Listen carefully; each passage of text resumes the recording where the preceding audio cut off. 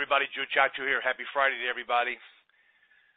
Had a great call yesterday. Had a lot of calls coming back in stating that everybody was kind of happy on the topic we hit on. If you got any questions today after the call, please ask. It's kind of like not bad. All you got to do is do a *2. Jay will open you up. And a lot of times you can get your questions answered by me or by another agent. Today I want to talk about cancellations. What ends up happening is that you go to a house, you get a cancellation, you get an NSF, the client changes their mind, there's no money going into your checking account, and you've got bills to pay. Chargebacks, buyer's remorse, all those things mean the same thing. We must be doing something wrong when we're there. What ends up happening is that you get a chargeback, and you sit and blame it on the client.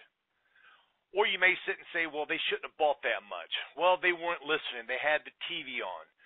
So when all these thoughts are running through your mind on why they did have a chargeback, you need to reflect on yourself to see exactly if what you're doing in the home is correct. Number one, no matter who you are, what you're buying, us, them, all of us, the value of what we are offering them must outweigh what they're paying. In their mind, if they cannot justify the money they're spending for what you discuss with them is a value and it's a need, there's a great possibility you're going to get a chargeback. So what I'm going to do is hit on a couple items about what could cause a chargeback. I feel that a lot of times as salespeople, we want to speak too fast. We feel the more we speak, the more we're running our mouth, the better it is. Because in our mind, we feel we're in control and we're taking the client down this yellow brick road. And what ends up happening is that you're speaking so much, you're not having a conversation with them, you're not listening to what they're saying to make more of a conversation. What ends up happening is that you go down your own personal, by yourself, yellow brick road. And that's what I've seen happen riding with so many agents. They're on their own agenda.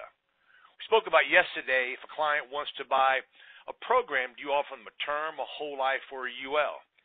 You have to listen to what they are saying, and you have to know how to extract information out of them so you do not get a chargeback. So when you leave the house, you're feeling somewhat confident and comfortable that you did a good job. Now, what happens is due to us wanting to speak so much, we end up talking too much. And when we're talking, what we're doing is that when the client is speaking with us, we're not hearing them. We are hearing them, we're not listening to them because we're too worried about what we're going to say after. So they say one or two words, you blank out this ear, you're not listening to them no more. All you're doing is that you're preparing what you want to say. So what happens, the last half of the sentence could be very important. So I'm asking you to listen to everything they say. If there's something you really, really want to say and you feel you may forget it, write it down, okay? It's okay if you write down one word or two words that's going to remember to where you're going to go back to that one word that's going to trigger in your mind. What happens, we start going too fast. So what I'm asking you to do is kind of slow down. Kind of relax. Take your time, because what happens when you speak too fast, sometimes people get a little bit intimidated. Sometimes you're using words that are a little too big. Sometimes makes people a little bit uncomfortable. You've got to work with the person you're dealing with.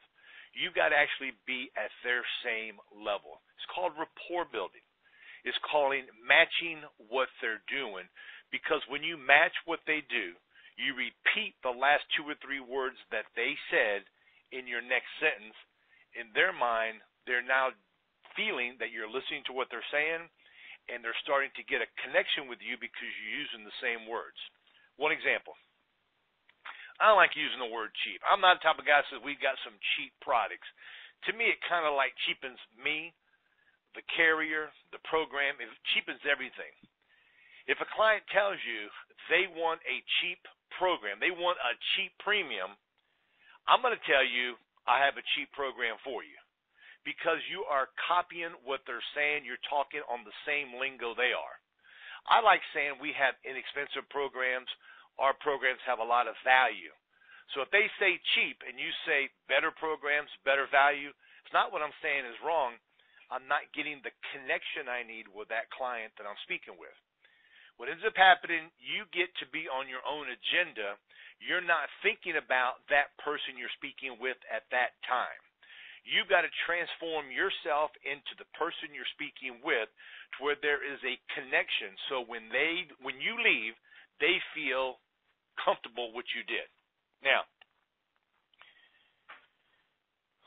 what ends up happening is that we're always thinking about the next appointment, the next sale. We're always thinking about later.